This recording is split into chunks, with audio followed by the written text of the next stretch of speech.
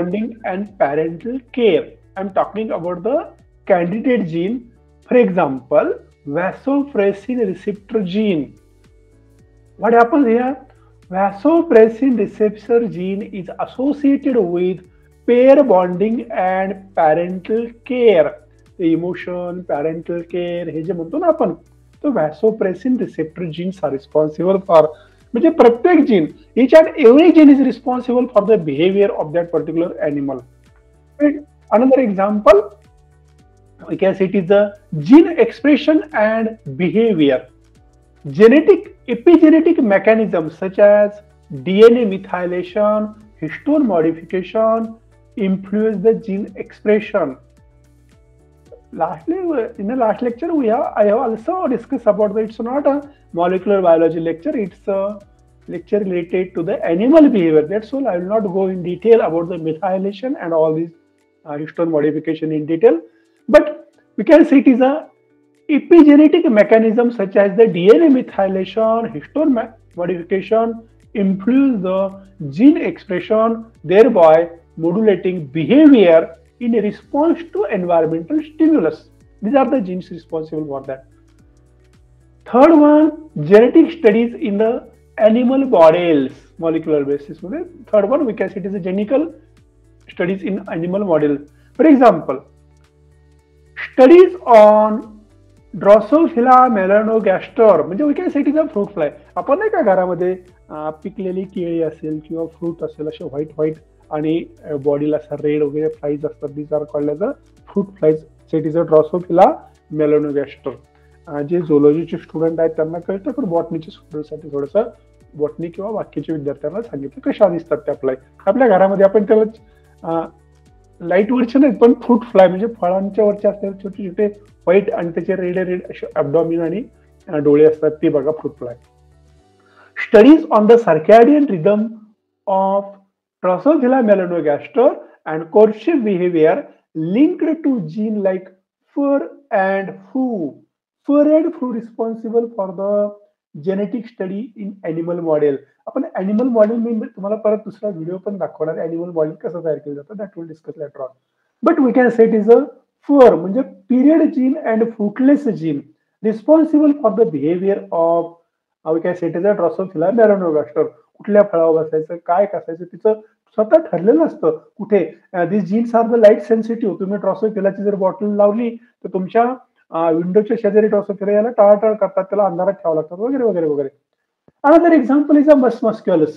म्हणजे आपण नाही का माऊस म्हटलं होतं मी, असे छोटे काळे उंदीर असतात ते. Genetic knockout experiment elucidate the role of the specific gene in a fear responses and maternal genes. So these are the things related to the, and we can say it is a nature debate. While genes provide the blueprint for the behavior, environmental experiences significantly shape and final outcome. The gene environment interaction, काय म्हणते बघा, the gene environment interaction is evident in phenomenon like the imprinting and learned behavior. Imprinting and learned behavior मध्ये काय लागतं, gene environment reaction. मागच्या वेळेस तुम्हाला एक व्हिडिओ दाखवला होता, ते छोटे छोटे पिल्ल कसे लर्न करतात अंड्यात असतानाच आणि बाहेर आल्यानंतर त्यांना समजतं. त्याचं एक्झाम्पल मी तुम्हाला महाभारतातील इथं बघा, की जसं काय म्हटलं होतं मी तुम्हाला, की चक्रव्यूहात सापडलेल्या अभिमन्यू सारखं म्हणतो आपण. अभिमन्यूला त्याला श्रीकृष्णाने त्याच्या तो गर्भामध्ये असतातच त्याच्या आईला ते सगळं चक्रव्यूहात कसं जायचं शिकवलं. नंतर आईला झोप लागली, नंतर चक्रव्यूहात कसं बाहेर काढायचं त्यावेळी ती झोपली होती. त्यामुळे ते एन्व्हायरमेंटल फॅक्टर त्याचे अफेक्ट झाले नाहीत, त्यामुळे जीन तो ऍक्टिव्हेट झाला नाही, त्यामुळे चक्रव्यूहातून बाहेर कसं पडायचं अभिमन्यूला कळलं नाही. सेम थिंग कधी सांगितलंय बघा, त्यांना ते झोलॉजी, त्यांना फिजिओलॉजी, त्यांना एन्व्हायरमेंटल बायोलॉजी हे सगळं कळत होतं. म्हणजे त्यावेळेस सुद्धा सांगितलं जायचं की आपण बघा आपल्या गर्भसंस्कार नावाचे एक प्रकार आहे आपल्या महाराष्ट्रामध्ये किंवा सगळीकडे ऑल इंडियामध्ये. गर्भसंस्कार ज्यावेळेस प्रेग्नन्सीमध्ये असताना त्या लेडीजनी काय जे ऐकते, जे ते वाचते, जे ग्रास्पिंग करते ते किंवा जी मुवमेंट किंवा जे तुमचं ऍक्टिव्हिटी करते, सगळे संस्कार गर्भावरती होतात. हा त्या कालचा व्हिडिओ आहे आपला, आलं लक्षामध्ये. म्हणून ते so we can say it is a gene environment reaction is a evident in a phenomenon like imprinting and learned behavior. Learned behavior of a second point पाहिला होता that gene and environment both combine together, interact with one another, and it causes the effect on that particular animal. हे जसं आहे तसं तुम्हाला एक molecular बेसिसचा थोडासा एक छोटासा 1 मिनिटाचा व्हिडिओ दाखवतो. Your dog loves to curl up on the couch, but so do you. So you shoo him off and settle in for a cozy evening. After all, you're the human around here. You're an intelligent being, not a simple creature of instinct. You can plan and dream and... Oh, did your dog just outsmart you and feel happy about it? Or was he just following his instincts? Is there even a difference? What is he thinking? Well, it depends on what we mean by thinking and the criteria we use to evaluate it. Aristotle and Descartes both use the criteria of instinct and intelligence to divide animals from humans.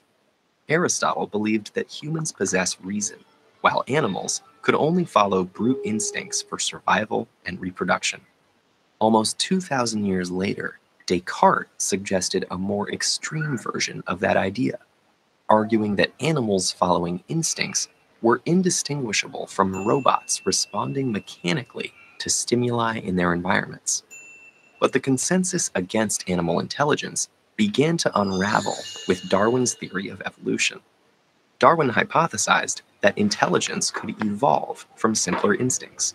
He had observed earthworms making choices about how to drag oddly shaped leaves into their burrows, and was struck that a human might employ similar means to solve a similar problem. And if, as he thought, humans are descended from simpler creatures, then perhaps our minds lie at the far end of a continuum, differing from theirs in degree, but not in kind. Recent experiments showing that many species can solve complex problems confirm Darwin's initial hypothesis. Elephants use objects to reach inaccessible places. Crows make their own tools and can use water displacement to get a reward. Octopuses can open jars after watching others do so, and can even remember the process months later. Such tasks involve considering aspects of a problem separately from the immediate situation, and retaining the strategy for later use. Still, while animals can solve complex problems, how do we know what, or even that, they are thinking? Behaviorists such as Pavlov and Thorndike argued that animals that appear to think are usually only responding to reward or punishment. This was the case with clever Hans. आपण पावलोच experiment पाहिला होता. Reward कसं दिला जातो, घंटी वाजवायची आणि नंतर मग ते सलावेशन वगैरे होतं नाही का. A horse with the amazing ability to tap out answers to math problems. But it turns out Hans wasn't especially good at math, but at reading his unwitting trainer's subtle, non-verbal cues for when to stop tapping. So Hans couldn't count. But does that mean he wasn't thinking? After all, he could interpret nuanced social messages, a quality he shared with many other non-human animals. Elephants recognize each other after years apart and even seem to mourn their dead. Bees communicate using a special waggle dance to indicate the location and quality of a food source to other bees. Chimpanzees engage in complex deception schemes, suggesting not only do they think, but they understand that others do too. And then there is Alex the gray parrot, who could use human language to distinguish the colors and shapes of absent objects, and even understand abstract concepts like bigger and smaller. That sounds a lot like intelligence, and not just the work of mindless machines. But while a non-human animal can solve problems and even communicate, for humans, thinking also involves consciousness, the ability to reflect on our actions, not simply to perform them. So far, none of our studies tell us if having the intelligence to outsmart us means that our dog can also feel good about doing so. What we really want to know is, what is it like to be a dog, or an octopus, or a crow? Philosophers of mind call this the hard problem, because while you and I can report what it feels like to be a human, nobody speaks horse. Even a talking parrot like Alex couldn't tell us how he feels about the colors he could name. And what if consciousness comes in different forms? Would we even recognize the consciousness of bees? For that matter, how can we know for sure that other people have consciousness? Perhaps they're just well-functioning zombies.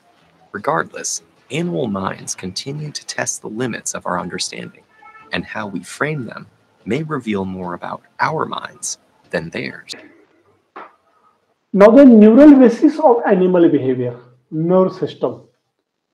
Nervous system act as an immediate executor of behavior. Nervous system च्या बाबतीत immediate executor आहे हा, translating the genetic and sensory information into action. So first of all, neuron and behavior. So in case of the neurons, there are the various types of the neurons. We can say it is a sensory neuron, intermediate neuron, motor neurons.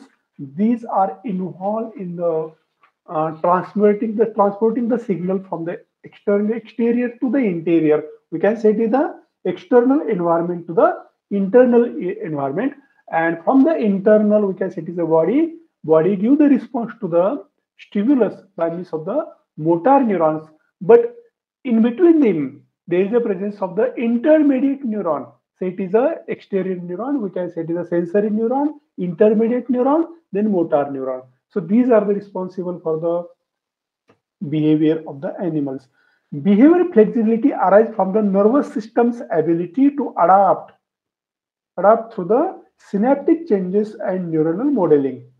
So second point is nothing but we can say it is second point called as a neural plasticity. Plasticity means it is the ability to adapt through the synaptic changes and neuronal modeling. म्हणजे that is called as a adaptation. मागच्या वेळेस मी तुम्हाला सांगितलं एखाद्याच्या घरात जर अगरबत्तीचा वास सतत तोच येत असेल तर आपल्याला तो वास येत नाही, किंवा तुम्ही जर एक परफ्यूम मारून येत असाल तोच ब्रँड सततचा आपल्या स्वतःला येत नाही पण दुसऱ्याला लवकर येतो, म्हणजे आपली नाक काय झालंय, so it is get adapted to that particular perfume, we can say it is a stick or the whatever, or we can say it is the fumes. Then neural circuit and behavior. What is a neural circuit? We can say it is a reflex arc. Reflex arc is important for the, we can say it is a stimulus and a response. What is a reflex arc? I already discussed about the reflex arc consists of the, so it is a sensory neuron, intermediate neuron, and we can say it is a motor neuron along with the sensory न्यूरॉनच्या अगोदर काय म्हटलं मी, sense organ, sensory neuron, so it is a motor neuron, we can say it is a, then we can say it is a affecting organ, which is it form the reflex arc, and that reflex arc is important for the to, we can say it is a memorize the things in that particular in case of the that learning organism. Second point is nothing but a central pattern generator, or we can say it is a CPGC. So these are the networks in the spinal cord. काय तर ते CPGC काय, networks in the spinal cord and brainstem control rhythmic movement like walking, swimming. मागच्या वेळेस मी तुम्हाला example सांगितलं सायकलिंगचं, तसं rhythmic we can say it is a movement like walking, swimming. लहान बाळाला वॉकिंग करताना त्याला अशा मोजून तो पाऊल टाकतो, जपून टाकतो. आपण चालताना बघतो का सरळ आपण चालत राहतो, कारण का आता it is the by means of the reflex action. Swimming, सुरुवातीला जर स्विमिंग करायची जर म्हटलं की किती आपल्याला त्रास होतो, आणि एकदा ते it is get learn, once it is get learn it directly goes into the permanent memory. मग तो परमनंट मेमरी म्हणजे नेमकं कुठे आहे हो, परमनंट मेमरी तुम्हाला कुठे आहे ते दाखवतो. मी काय म्हटलं तुम्हाला, central nervous system consist of the brain and spinal cord. Now the brain is involved in a learning. First of all, swimming मला शिकायची, मला पोहता येत नाही, तुम्हाला पोहता येत नाही, फॉर एक्झाम्पल कल्पना करा, आणि मग आपण जर पाण्यात उडी मारली की पहिलं आपण काय करतो, पाण्याच्या खाली. मग आपल्याला कोणतरी सिनियरने सांगितलं असेल किंवा आपण ट्रेनर कुणी असेल आपल्याला ते सांगून की असे हात हलवा, तसं पाय हलवा वगैरे वगैरे, आणि मग ते करून प्रॅक्टिस मेक्स मॅन परफेक्ट आपण जसं म्हणतो.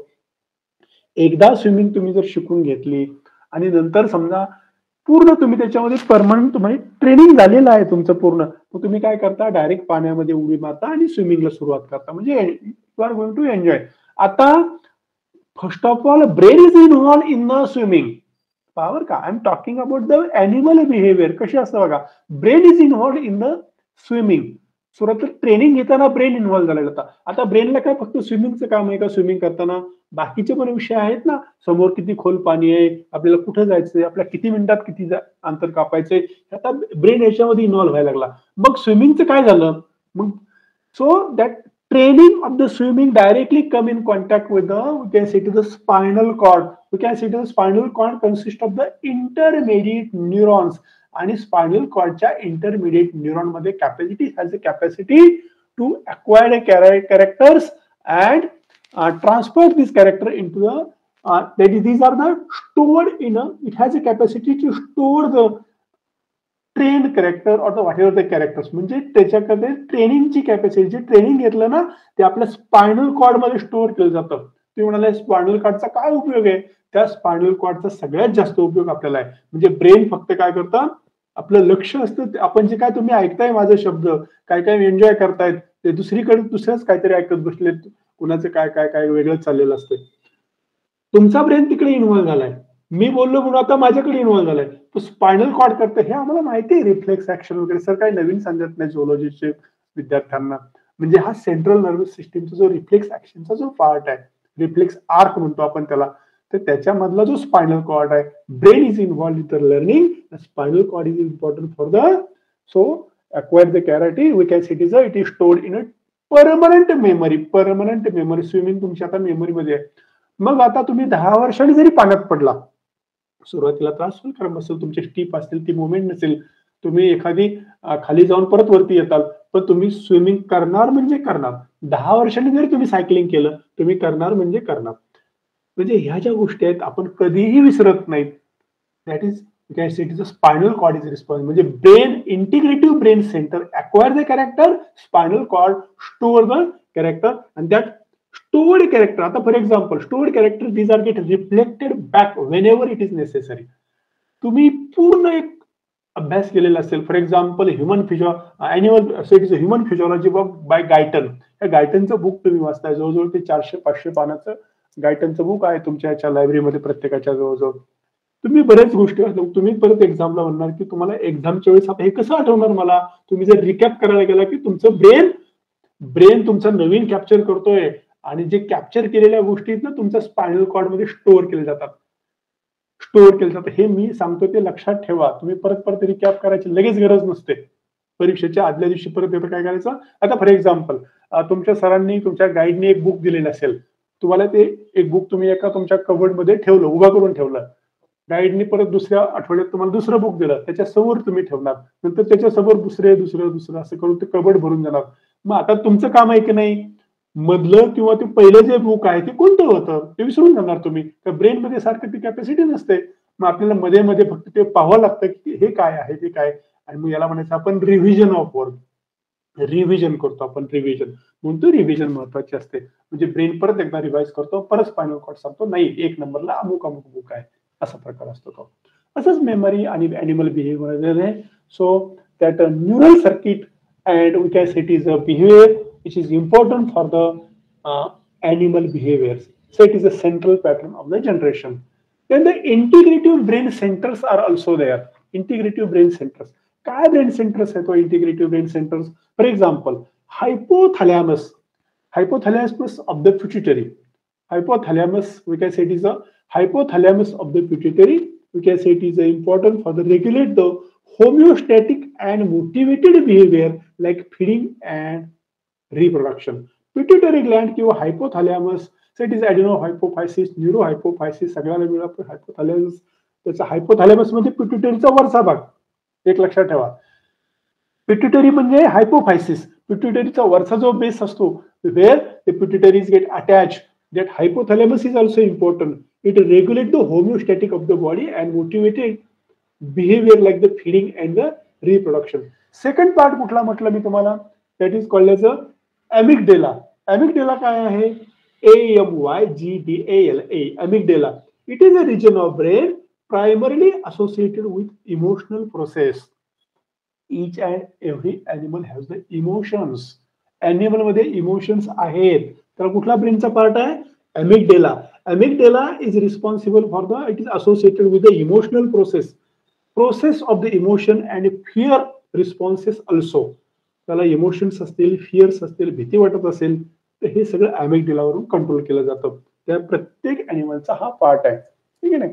मग आता prefrontal cortex also responsible for the animal behavior, which govern decision making and complex social behavior.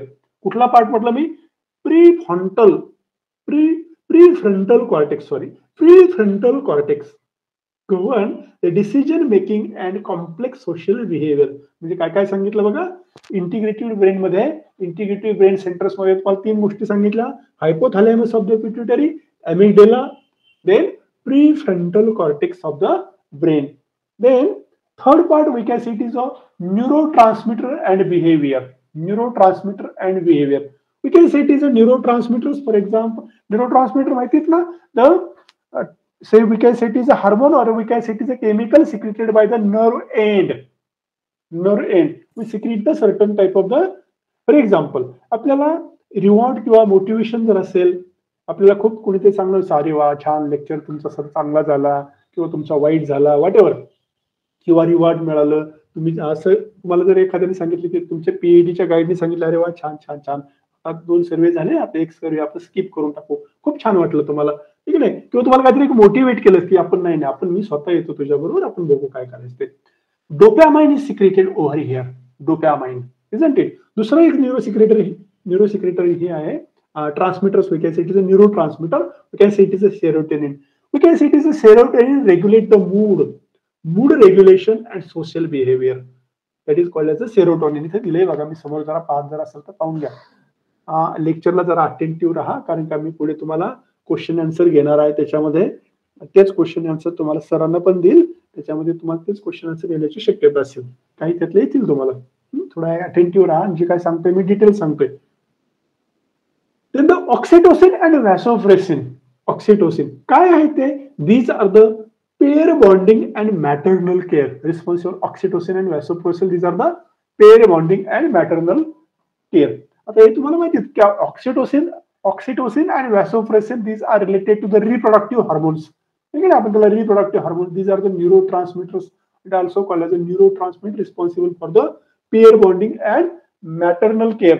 तुम्हाला हे माहिती आहे का, जर शेतकरी असाल, किंवा तुम्हाला आता झुलॉजीचे स्टुडंट किंवा बॉटनीचे स्टुडंट काय जॉईन झालेले दिसतात मला इथे, तर तुम्हाला हे माहिती का, अॅनिमल मध्ये एखाद्या अॅनिमलच्या समजा ती मदर असेल, कोणत्याची समजा डिलिव्हरी झाली असेल, it gives the baby birth to the young one, and after that, ठीक आहे, for example I am discussing about the cat, she is liking that particular baby. त्या बाळांना असं चाटण्याला सुरुवात करते. काय आहे हो त्याच्यामध्ये, काय बॉन्डिंग आहे? That is called as a pair bonding phenomenon. Mother मध्ये मॅटर्नल केअर आहे. मदरनल मध्ये आपण काय होतो, मॅटर्नल केअर, आई जास्त काळजी घेते. मी हो सॉरी टू से, पण जेंट्स साठी पण आईला जास्त काळजी असते. काय त्याच्यामध्ये? Oxytocin and vasopressin, this are related to the we can say that पण मॅटर्नल केअर. आईमध्येच असे न्यूरोट्रान्समिटर वगैरे जास्त सिक्रेट केले जातात, म्हणून तिला जरा जास्त काळजी असते. आणखी मी तुम्हाला एक सांगितलं होतं बघा, गॅबा म्हणून आहे, glutamate. First of all we can say it is a glutamate and GABA. What is a GABA? Gamma amino butyric acid. We can say it is a excitatory and inhibitory neurotransmitter. तसा glutamate आहे, तसा Gabba पण आहे. म्हणजे एक आहे excitatory, दुसरा आहे inhibitory neurotransmitter, crucial for the neural balance. We can say it is a crucial for the neural balance. तुम्ही काय सांगताय सर, काही कळत नाही मला. परत सोप्या भाषेत सांगतो, एक्साइटेटरी आणि इनहिबिटरी. एकदम तुम्हाला एकदम खूप आनंद झाला, एक्साइटेटरी हार्मोन सिक्रेट केलं जातं. पण किती आनंद झाला की जेणेकरून तुमचं हृदयाचे ठोके इतके वाढले की खूप छान आनंद होतोय, आनंदच होतोय, असं होत नाहीये. It is gate control by means of the inhibitory hormone. म्हणजे दोघांचाही कंट्रोल साधण्याचं काम काय आहे? ग्लुटामेट आणि GABA. It is a neuro hormones, it is a neuro transmitter. Sorry, fourth point मी तुम्हाला सांगितला, neural mechanism in specific behaviour. Neural mechanism in specific, it is a courtship and mating behaviour. Courtship and mating behaviour. तुम्हाला एक example, तुम्हाला video पण दाखवला होता courtship आणि मेटिंग बिहेवियरचा मागच्या वेळेस. You can say it is a neural circuit in the hypothalamus and midbrain, immediate mating behavior, and it is a mating behavior and in animals like birds and mammals. काय आहे त्याच्यामध्ये? Neural circuits in the hypothalamus. मी परत एकदा सांगतो, पिट्युटरीचा वरचा जो पोर्शन आहे that is called as a hypothalamus and midbrain mediate the mating behaviour in animal.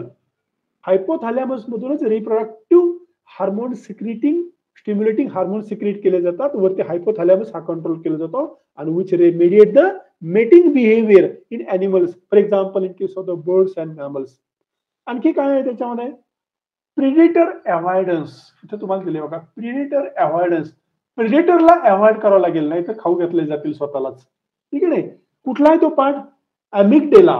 associated amygdala and associated networks help quick response to threat.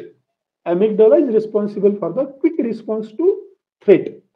Then learning memory. आता सांगितलं तुम्हाला, learning memory, it is responsible. For example, in case of the hippocampus is critical for the spatial memory and navigation in animal like rats and birds. Then behavioral neuroscience technique. आता आपण न्यूरोसायन्सचे काय techniques काय ते पाहूया. म्हणजे हे झाले त्याचे controlling points.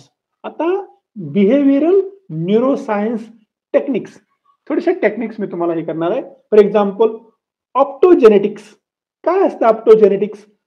Manipulate specific neural circuit using high sensitive protein. आपल्याला काही टेक्निक्स ॲनिमल मध्ये शिकावे लागतील.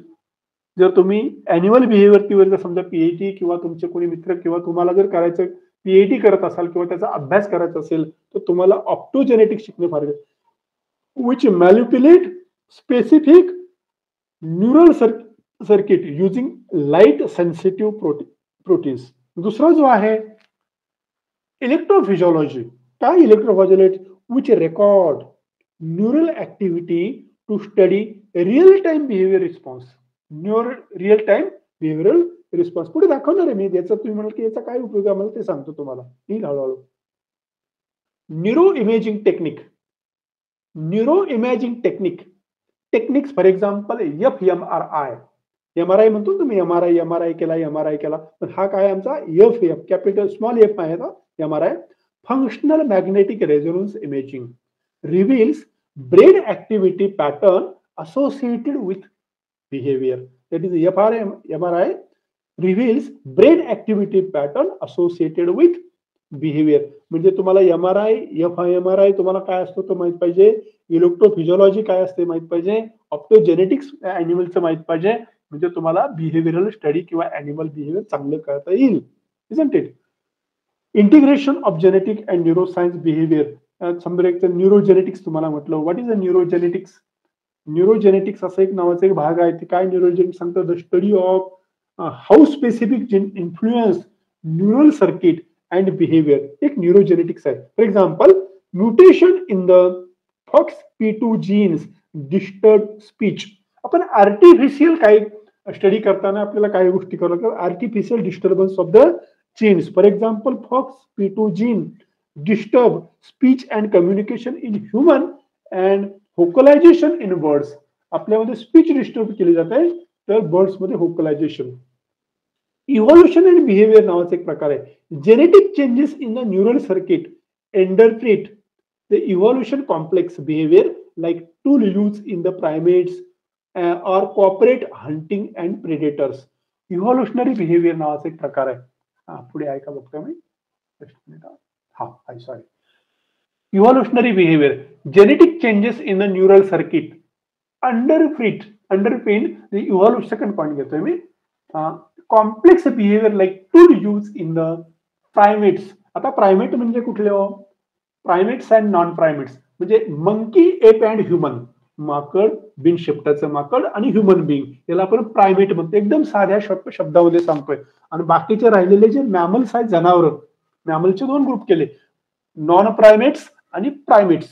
आता नॉन प्रायमेट म्हणजे कुठले? हे तीन सोडून कुठले? मंकी, एप आणि ह्युमन बिंग. एप म्हणजे बिन शेपटाचे माकड. Monkey, app, APE, app and human, हे तीन जर सोडले हे झाले प्रायमेट मध्ये आणि बाकीचे राहिलेले नॉन प्रायमेट.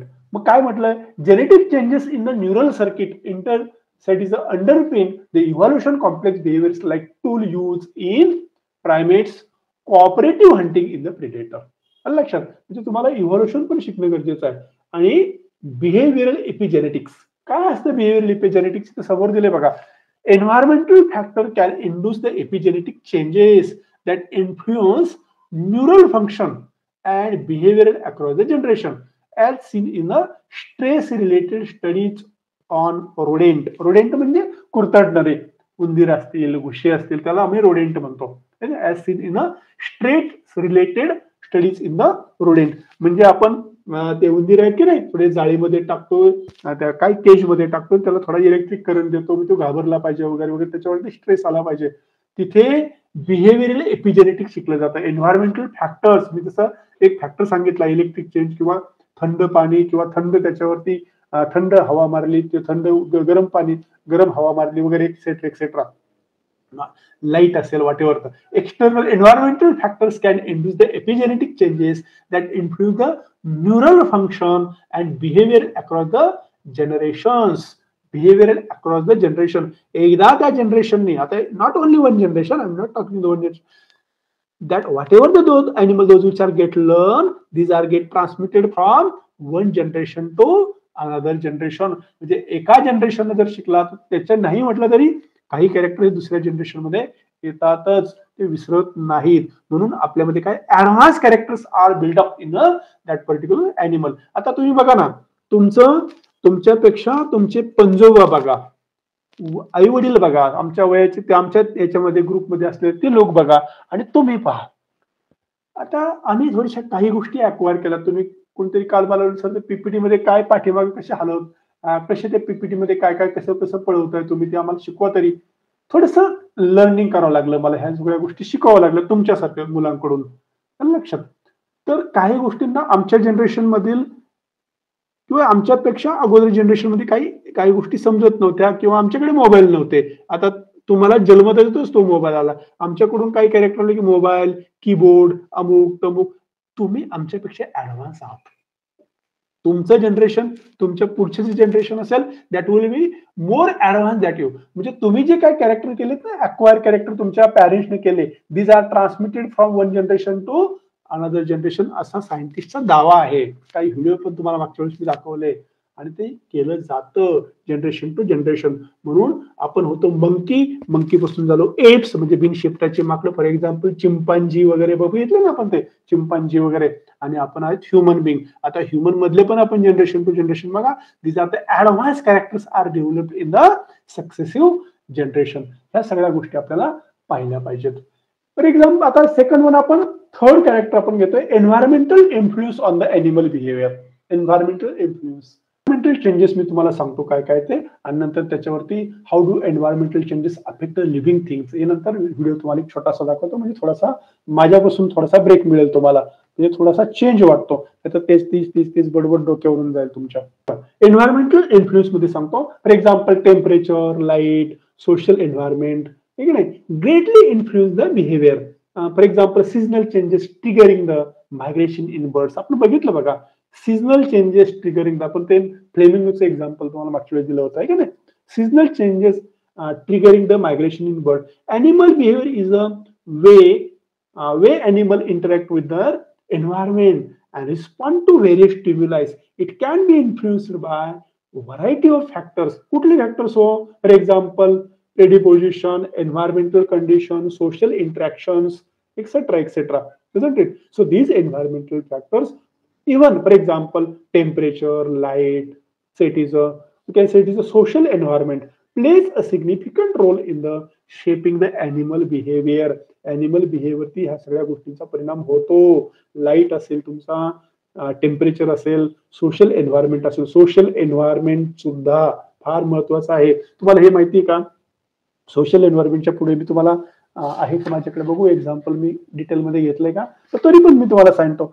सायंटिस्टनी काय केलं, त्याच्यावरतीच अल्बिनो माईस वरती आम्ही जरा एक्सपेरिमेंट वाचला होता. त्याच्यावरती अल्बिनो माईस वरती त्यांनी त्याच्यावरती केला. न्यू जनरेशनचे जे फिमेल आहेत की नाही, अल्बिनो माईस म्हणजे पांढरे उंदीर असतात की नाही, सगळ्या फिमेल, फक्त फिमेल बरं का, I am talking about the female, छोटे छोट्या बेबी आहेत की नाही, एका केज मध्ये ठेवल्या. त्याचा आणि बाकीचा उंदरांचा कोणाचा संबंधच येऊ दिला नाही, आणि दुसऱ्यामध्ये फक्त मेल फिमेल एकत्र ठेवल्या.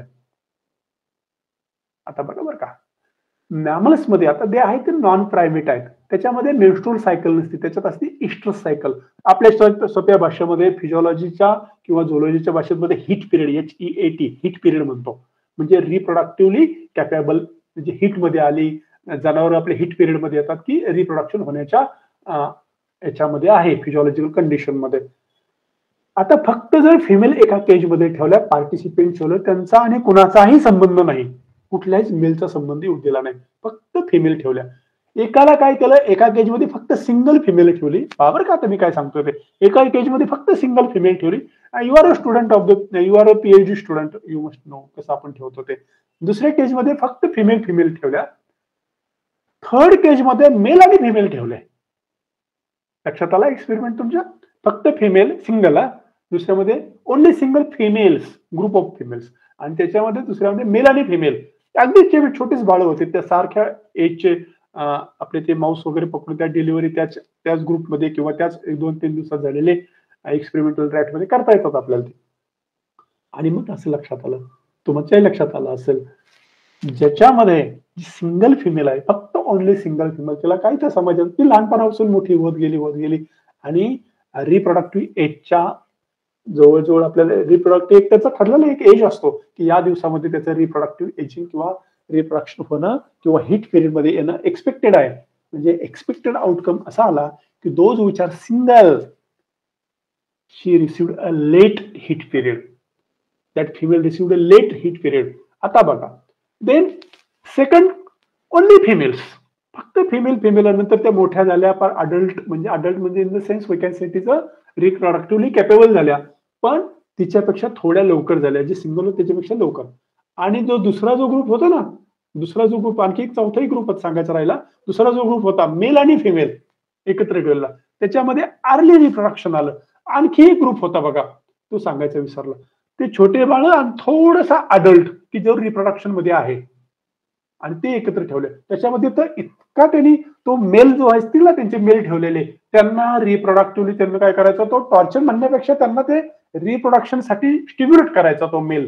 त्याचं बिहेवियर पॅटर्न बदललं, त्याच्यामध्ये इतक्या लवकर अर्ली रिप्रोडक्शन आले की तो जो रिझल्टचा जो ग्राफ आहे ना, तो ग्राफ वरून लक्षात येतं की हे काय आहे. That is we can say it is social behaviour, म्हणजे समाजाचा आपल्यावरती किती परिणाम होतो आपल्याला जाणवतोच. आपण मोठे आता याच्यामध्ये समाजाचा किती परिणाम होतो ते सांगतोय मी तुम्हाला. That is we can say it is a effect of, say it is a community, और we can say it is a social, it is a members in case of the animal behavior. Most of the fascinating example related to environmental, related to the, we can say it is a seasonal changes that trigger the migration in birds. आपण environmental effect बघतोय, त्यामध्ये influence of temperature बघूया पहिल्यांदा. Temperature is one of the most direct environmental factor. Temperature is the most direct environmental factor that influence the animal behavior. Most animals are highly sensitive to the change in the temperature. Most of the animals are highly sensitive and their behavior often adjust accordingly. The animal स्वतःचं temperature, आता for example, in many species, temperature affect the metabolic rate. You are familiar about that. Temperature affect the metabolic rate, activity pattern, reproductive cycle, etc. For example, मी तुम्हाला example सांगतो, व्यवस्थित आहे का. For example, in cold blooded animal, ectotherm ऐकलंय का? Ectotherm म्हणजे birds आणि मॅमलच्या जे खालच्या साईडचे आहेत, इव्होल्युशनच्या खालची बाजू, वरची बाजू म्हणतो बरं का. खालच्या म्हणजे बर्ड्सच्या अगोदरचे जे इव्होल्युशनचे पॅटर्न, म्हणजे तुमचा प्रोटोझोआ टू इकायनोडर्मेटॉन, हे ते सगळेच आले आणि शेवटी कुठपर्यंत आलो आपण, व्हर्टिब्रेटामध्ये फिश आहे, अँफिबिया, इजंट इट, आणि रेप्टिलिया. फिश, अँफिबिया आणि रेप्टिलिया हे सगळे आपण काय म्हणतो, these are the ectotherms. Ectotherms म्हणजे their body temperature depend on the external temperature. Okay. For example, in case of the reptilia and amphibia, they become more active in a warmer condition, warmer temperature, and sluggish in colder climatic condition. बॉडीचं temperature, आता एन्व्हायरमेंटचं temperature कसं झालं, cold झालं, ते animal लगेच sluggish होतात. तुम्ही म्हणाल की मग सगळे आपले फ्रॉग गेले कुठे, तर ते गेले हायबर्नेशन मध्ये, ते लपून बसले, कारण का थंडी त्यांना सहन होत नाही. रेप्टिलियाचं पण तसंच आहे. आणि उन्हाळ्यामध्ये काय करतात ते, ऍस्टिवेशन, AESTI, ऍस्टिवेशन म्हणजे ती पण आहे, पण उन्हाळ्यातली झोप आहे, कुठेतरी दगडाखाली, पाण्याखाली, कुठेतरी असं लपून राहायचं, त्याला म्हणायचं ऍस्टिवेशन. म्हणजे हायबर्नेशन अँड ऍस्टिवेशन नावाचा प्रकार असतो. म्हणजे according to temperature they can change their the habit and habitat also, isn't it? आता these are related to the ectotherm animal. What happens in case of the endotherm animal? Endotherm म्हणजे कुठले?